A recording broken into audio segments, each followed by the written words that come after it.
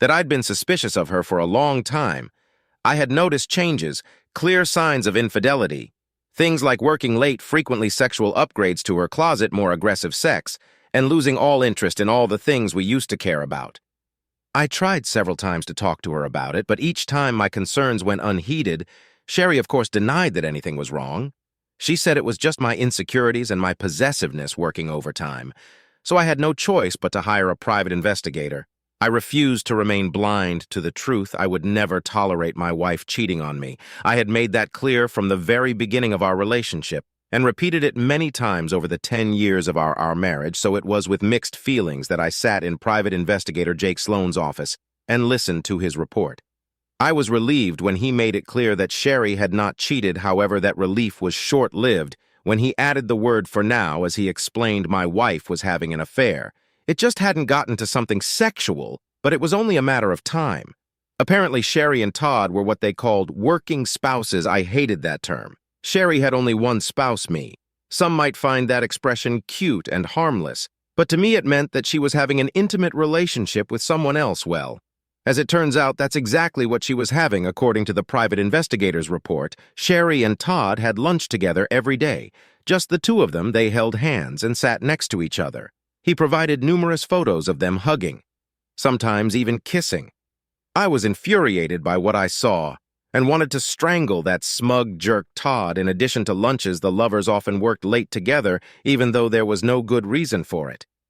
It was as if they wanted to avoid going home to their respective spouses and siphon as much of our time out of each day as possible. The detective told me that he was able to trace Sherry's emails and messages.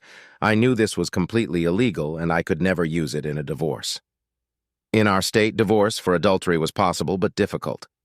No-fault divorces were much easier, and I didn't need to use evidence for that anyway. I just wanted it for my own purposes. Sloan refused to give me copies of the actual messages. He wouldn't even let me see them. Instead, he offered me a summary of what they contained. He assured me that my wife had never spoken disparagingly of me several times. Todd tried to disparage me, but Sherry wouldn't let him.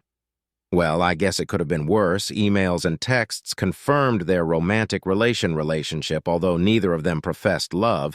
Their conversations were very sexual, bordering on setting. Todd sent my wife pictures of his buddy, which she took delight in reciprocating with shots of her bare breasts.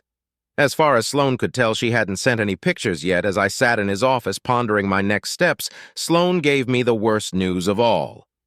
Todd's wife was going out of town for 3 days to visit her mother. The lovers decided to take the opportunity to meet, eat up, and consummate their relationship. The only thing standing in their way was me. They weren't sure how they could spend the night together if I was still around, since I wasn't going to leave town. It would be nearly impossible. They were mulling over all sorts of plans. One of them was to tell me that Sherry was going on a girls-only weekend trip. She was afraid I would talk to one of her friends and find out the truth. She didn't want to involve anyone to create a viable legend. So the idea was dropped. Then they thought about forcing me to leave town. I laughed bitterly, remembering how Sherry had suggested I organize a golf trip with my buddies. I wasn't interested, which shot that option down as well. Finally, they came up with a new but direct approach: honesty. Todd believed that I was a cuckold in the making and that I would do anything to keep Sherry as my loving, happy wife, including allowing her to have an affair with another man. Somehow he led Sherry to believe that by sleeping with him, she would help him improve our sex life and our relationship. He convinced her that all she had to do was tell me what she planned to do with Todd, and I would give in and let her do it. Obviously, they didn't know me. But what surprised me the most was that Sherry bought into his. She should have known there was no way I would tolerate this. If she doesn't realize that, then she's mentally unstable. Sloan told me that was all they had. So I took what he gave me and went home. I asked him to keep monitoring Sherry's messages and let me know if anything changed on Friday. Sloan called me and told me that Sherry was going to meet me the following Monday after work. She was going to tell me that she was going to go on a date with Todd on Friday night. This date would start with dinner and dancing, but would end with the couple spending the night in a hotel room. She would thoughtfully return to my house on Saturday or maybe Sunday, depending on how much sex they had. Sherry and Todd rehearsed her entire speech and convinced themselves that I would accept her demands. They knew I would be upset, even angry at first. But Sherry was going to assure me that this was just a one-time thing, even though they both knew it wasn't. She tried to tell me that she would have sex with me afterward as a reward for my understanding, knowing that Sherry and I hadn't had sex in months. She assumed that I would be so happy to have sloppy seconds of Todd that I would acquiesce to her wishes. How nice of them to think of my needs. I only had 2 days to prepare for the confrontation. Sherry and Todd jokingly called it an intervention. I'll be damned if it would go the way she envisioned. I decided I would turn their intervention into my ban. I spent the weekend going through scenario after scenario trying to figure out what I was going to do and how I could fix my marriage. First, I had to decide if I wanted to fix it. I wasn't sure I knew. As I thought about how I felt about Sherry, my plan of action evolved organically. I decided to deal with it directly and end it for good when we first got married. Sherry and I seemed blissfully happy. We spent all our time together sharing everything we had experienced in life. She was my best friend and my best lover. Somehow it all seemed to disappear. Maybe that's just the way things work. Nothing lasts forever. Perhaps my view of marriage was rather old-fashioned and idealized. I thought we would be a team going through life together, fighting side by side against the trials and tribulations that would befall us. Sherry and I had been married before, but unsuccessfully. If that marriage failed too, maybe the problem wasn't us. Maybe it was the institution of marriage itself. How can people expect to maintain feelings, desires, interests, and passions when fate insists on being fickle and finding ways to change everything and everyone in a world of 30-second sound bites, fast-paced culture, social media, and instant gratification? Perhaps marriage, like dinosaurs and CDs, is obsolete. I thought if Sherry wants to be with Todd, maybe I should just let her. Then I woke up and came to my senses. There's no way in hell I'm going to let her toot my horn. I may not want her anymore, but I'll be damned if I'm going to let Todd get the upper hand on me by claiming rights to my wife. To hell with it. I was ready for a fight when my wife called me just after lunch on Monday. "Hey, Sherry," I began. "Is everything okay? You never call me at work anymore." "I hope everything is okay, hi, honey," she replied. Honey really did she use that epithet toward Todd, too. It's no big deal, I just wanted to make. "Sure, you'd be home on time tonight. I need to talk to you about something really important, so I need you to be there." "Oh, good," I replied and added, "Yes, that's good, because I have some important news for you, too. I have to be home at 5:15 or so. Will that be okay?" She didn't answer right away when she asked that it was only to get information, big news. "What kind?" she asked.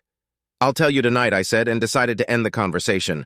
I'm right in the middle of my monthly report. I need to get it done so I can leave on time. I'll see you at home. I hung up the phone and walked down the hall to my boss's office to let him know I was taking the rest of the day off. He didn't mind, and that was good. I had a few things I needed to get ready for the ban. I was sitting at the kitchen table when I heard the garage door open at 5:26:07. I was nervous but also very angry. I was trying my best to remain outwardly calm while unbridled emotions raged inside me. I had an open bottle of San Blanc on ice and 2 glasses at the ready. 2 minutes later, the door opened, and Sherry walked in alone, tossing her keys and purse on the table. I was glad she hadn't brought Todd with her. That would have complicated things. I smiled. "Hi, sweetheart," I said, repeating the affectionate expression she'd used during the day. "Welcome home. Do you need some time before we talk, or do you want to get right to the point?" She was taken aback by my immediate desire to talk. I think she assumed we'd get to it eventually, and wasn't ready for it. So soon I wasn't going to let her get the upper hand. I wanted to keep her in suspense and keep her unprepared. She had everything she planned to do and say worked out in detail, so I had to be as disruptive as possible. "I didn't expect you to sit here and wait, but yeah, I think the sooner we get started, the sooner we can get on with our evening," Sherry said, coming over and sitting down across from me. "If you don't mind, I'll tell you my news first." "Do you mind?" I asked rather insistently. No," she said hesitantly. "It's okay. Well, would you like a glass of wine?" I asked. I didn't wait for her answer. I poured us both a glass and put one in front of her. "Yeah, that would be great," she said with a sigh, lifting the glass and drinking half of it. I filled her glass as soon as she set it down, so this is something I've been thinking about a lot. I began, "I'm not going to beat around the bush. There's no point in dragging this out." I paused, deliberately trying to create tension. It worked. Cher stepped forward and stared at me. "What's the matter?" she asked. "I want a divorce," I stated bluntly. and waited for her to get the message. It took about 3 seconds. Sherry's face gave away her thoughts and emotions. First, she was confused, as if she didn't understand the words I was saying. Then it came to her what I had said, and she was shocked. Fear and anxiety were quickly replaced by surprise. She was afraid that I might find out about her affair with Todd. Why, she asked, afraid of the answer. I don't love you anymore, I said. It looked as if I had stabbed Sherry in the chest. You what, she asked, struggling with my statement. I've fallen out of love with you, Sherry. I don't remember exactly when stopped loving you. I lied. I knew exactly when. It was so long ago I tried to ignore it as long as I could, but lately I've been finding it harder and harder not to face it. What are you talking about? She asked me. She looked like she was about to cry. I was surprised by her reaction. Do you remember when we first got married? I asked. Remember how we spent all our free time together? If we went anywhere, a store, a movie, the mall, anywhere, we did it together. It was like we couldn't bear to be apart. She nodded. I remember Sherry said we both had jobs, but we made a special effort to have lunch at least twice a week, and we couldn't wait until work was over so we could rush home and be together. I missed you so much every day and looked forward to coming home kissing you and more often than not making love to you. We had hobbies in common. You made me take those stupid pottery classes with you. Do you know how much I loved doing it with you? I thought you hated pottery? Sherry said, looking at me intently. It wasn't about the pottery, it was about sharing the experience with you. I told her I loved every minute of it. I loved watching you do it and helping you. I loved your enthusiasm. It was the same with painting those darn Christmas Village buildings. We bought about a dozen of those little unpainted little houses that we painted together to make a display for Christmas. It was tedious, but we enjoyed it. Yours were always better than mine, Sherry said. Remember how many nights we spent together at the table applying paint to the shingles? Sherry nodded again. I loved you so much back then. We also spent hour after hour painting those big posters you picked up on your trip to Myrtle Beach. This was long before adult coloring books were in vogue. We still have hundreds of those coloring pens, but like our love, they've all dried up. Sherry visibly shrank. My love hasn't dried up. She parried defensively. I ignored her and continued. All our friends talked about how jealous they were of us. We did everything together. We took long walks every day holding hands. If I needed to run to the hardware store to tuck in the weed trimmer line, you would come with me. If you wanted to go shopping for clothes, I'd drag myself after you and wait outside the locker room. Yeah, but you hated it. She challenged me. You'd be on your phone all the time. You wouldn't look at the clothes with me. I didn't care what you chose. I thought you were beautiful, and everything. I was there to be with you. I could have stayed home and watched sports. We talked about how other women in the neighborhood would get together to play bingo or have bachelorette parties. But you never wanted to go. Remember what you told me about while you didn't participate? Sherry wiped a tear from her cheek. Yes, I remember you said you didn't want to hang out with the chickens when you could hang out with me instead. Many nights we cuddled under the covers and watched You're Getting Mail. I love that movie. Sherry said, holding back tears. We must have watched it at least 100 times, I said, filling her glass again. I still want to watch it with you, Sherry exclaimed. I don't want to get divorced. I thought we'd grow old together, take cooking lessons, take ballroom dancing lessons, or just lie in bed and read books, anything as long as we were with each other. But we're estranged from each other. Sherry, I don't know exactly when it started. I said, looking intently into my wife's eyes. We went from eating out 2 or 3 days a week to eating out weekly. Sherry was the credit for that. She once told me that she didn't have time to eat lunch so often outside of the office. That was a lie. She still ate outside, only she chose to do it with someone else. And then before I knew it, we stopped eating lunch together altogether. I started joining my coworkers at lunch. Over time, I found myself enjoying their company. Perhaps even too much. I exaggerated, but I tried my best not to put the blame on Sherry. I didn't want to make her get defensive and start fighting back. This conversation could go bad very quickly, or turn into a scolding. That wasn't my goal, at least not yet.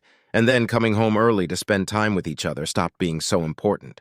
We worked later and later. When we finally did get home, we were often distant or distracted. Why didn't you ever talk about this?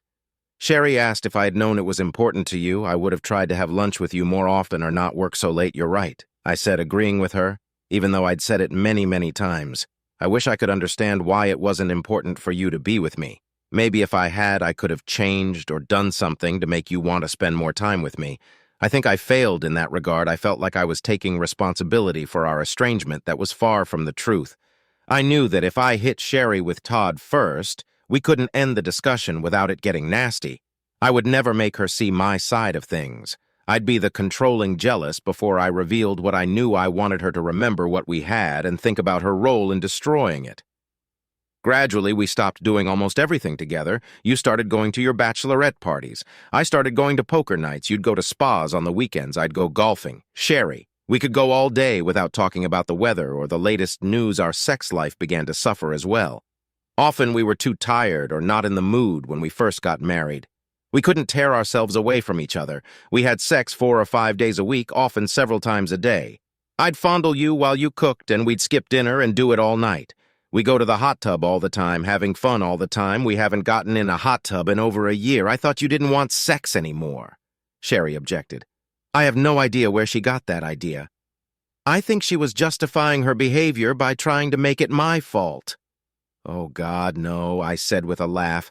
I never stopped wanting sex. I'm just as horny now as I was 10 years ago. I just stopped wanting sex with you. I knew that would hurt deeply. She thought she had rejected me sexually, and here I was telling her that our lack of sex was because I didn't want her.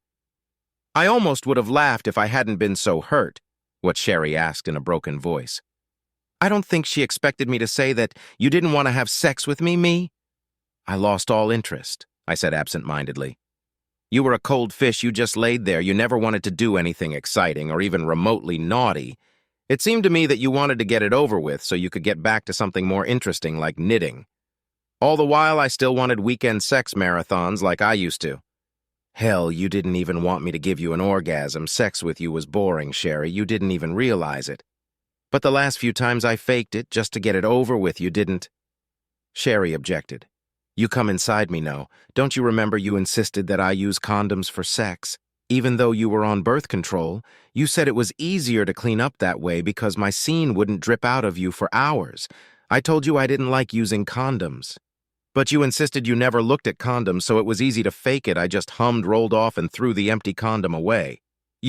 What she yelled, she seemed totally mortified at the possibility that I wasn't enjoying sex with her.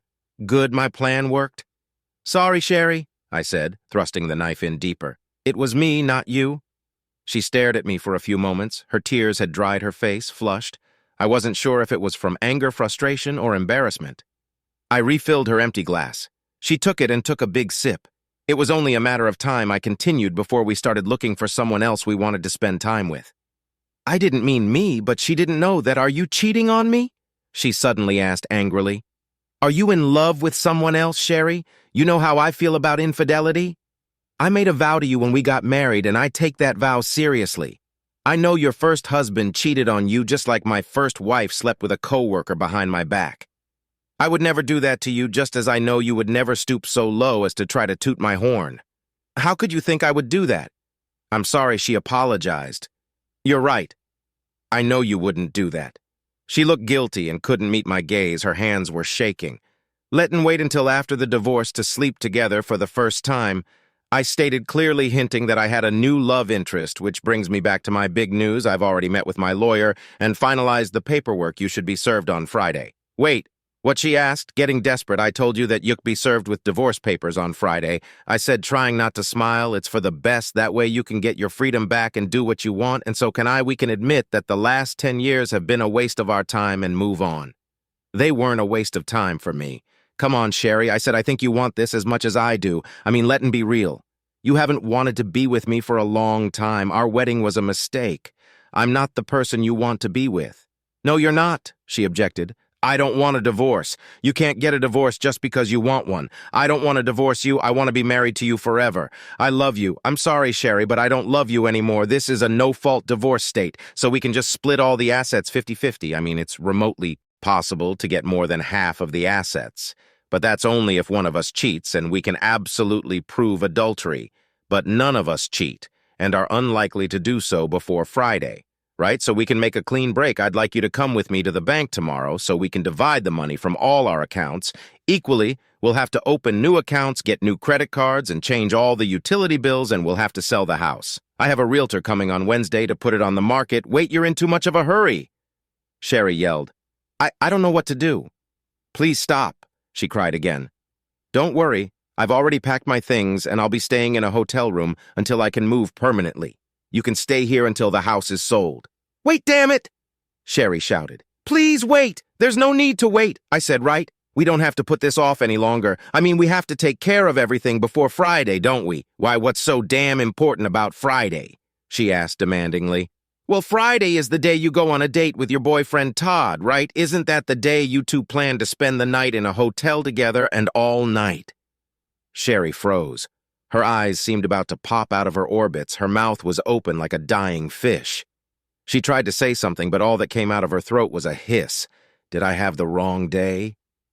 Wait, I said, pulling a folder from under a stack of Better Homes and Gardens magazines, and opening it, I pulled out a sheet of the private investigator's summary report and slipped it between us and showed it to Sherry.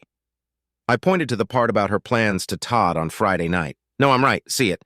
Says here that you and Todd made reservations at the Gaylord, Texas for Friday night. That's not. She started, but I cut her off. It's not what it looks like. I asked her, finishing the sentence after her.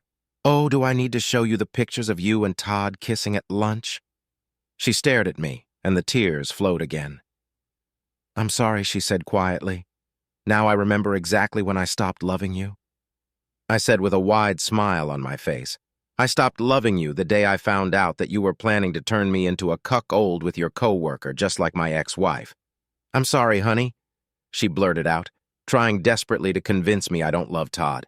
This is just going to be a fling, something to rekindle our relationship. I'll spend the night with him, and then you and I will spend the rest of the weekend having hot sex like we used to. Todd said you'd love it, that it would turn you on and revitalize our sexuality. Yeah, that's right, revitalize our sex life instead of having hot sex with me. You're revitalizing the situation by someone else. Does that make sense? No. But she couldn't even get the phrase out. She changed tactics. Todd said, you'd do it if you wanted me to be happy. I want you to be happy. I said I want you to be happy with me like you used to be.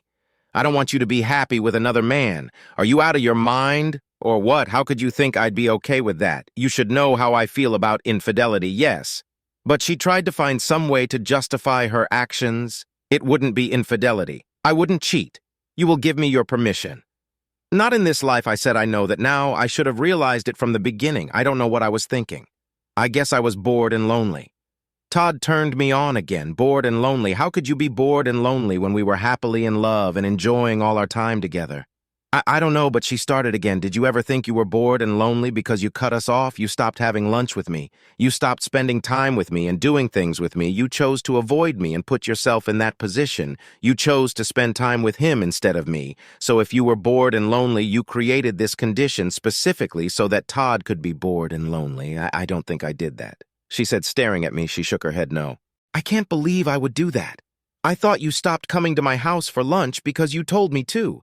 Don't you remember you kept telling me you were too busy, and then one Wednesday, the day of our lunch, I picked you up, and you didn't even bother to come into the lobby and tell me you couldn't come. You texted me to go to lunch without you. I stopped coming after that, and you never once even mentioned that we stopped having lunch. I don't think you even realized it. Sherry looked at her hands. You were so absorbed in your world that you didn't realize you were losing me. You were all about you and Todd. Well, you can have him. Now I don't want him. She snapped at me, looking up at me. I want you. I want us. I want us to be the way we used to be. I'm so sorry I screwed up. I gave up on us. It's too late, I said, shaking my head. You can't think that I didn't cheat on you. We didn't do anything. I'll never see him again. I swear I'll quit my job. I'll go work somewhere else, please. I don't want to lose you. I still love you. You've cheated on me in every way but one. But that's the most important thing. We didn't have sex. I was stupid. I was crazy about Todd. I didn't love him. I've always loved only you. I don't know what I was thinking. I would have gotten over him and come back to you as soon as I got rid of it. But it's over now. I can see it now. I know it. It was stupid. I was stupid. Todd means nothing to me. Please, baby, please don't leave me. It's not that simple. Sherry, why can't it be I screwed up? I did it, but you stopped me before I went too far. You did go too far. I disagreed. Just sex would have sealed the deal. I didn't do anything. We were just friends, she exclaimed. You should have been friends with me more than anyone else. I objected. I have a lot of girlfriends. I don't kiss them. I've never wasted time on them. I've never placed you with them, and I never plan to sleep with them and make you accept it. Sherry dropped her head in her arms, sobbing. I will never again neglect you and take you for granted, I swear it. Please, can't we treat this as a big mistake? Can't you forgive me and give me another chance? This isn't Monopoly where you can get jail from a free card. I told her you didn't just make a big mistake, you left our love and gave your heart to another man. No, he never had. My heart. My heart was always yours, and you were going to give him your body, but I didn't. You stopped me, damn it. Don't you love me enough to fight for me? Do I mean so little to you? You meant everything to me. I'd fight anyone for you. I'd die for you. Now I wouldn't piss on you even if you were on fire. Sherry let out a piercing scream. She grabbed my arms and tried to pull me to her. No, please, you can't think like that. I'm so sorry. I'm so sorry. You have to believe me. I think you're sorry, I said. It shows me that you're not exactly a self-centered, heartless. Then can you give me another chance, please? I'm begging you, please don't leave me. I'm not leaving you, Sherry. You did this on your own. I truly believe you're sorry. Maybe someday I can forgive you, but it doesn't change anything. I don't love you anymore. It's over, but don't worry. You always have Todd to comfort you. Todd is married, she said through her sobs. He only wanted to me. He didn't want a relationship. I grinned. Well, he might change his mind. Now I'm sure his wife had something to say to him today. When he got home, she and I used the same divorce attorney. Cher's jaw dropped again. I pushed a folder across the table to her. The full investigator's report is here along with pictures of you and Todd. His wife has a copy also in there, is all the information from my attorney about the divorce and how we propose to divide the property. I suggest you read the whole thing. No, baby. Please, she pleaded. Don't do that if you want to come to the bank with me tomorrow. Call me and let me know. I got up from the table and walked out of the house, ignoring the sound of my wife crying. Epilogue, Sherry was log. Sherry. Struggling with the divorce, I didn't want a protracted and expensive legal battle. So when the judge suggested I see a marriage counselor, I agreed. The counseling helped more than I expected. Sherry and I got in touch with our feelings. We communicated about everything, open lie and without judgment. She was able to understand why she had fallen victim to Todd's advances and almost lost me and our marriage. I was able to explain my pain and the humiliation she had caused me. The counselor was proud of our progress. After a few sessions, I returned to the house. We had hot sex several times.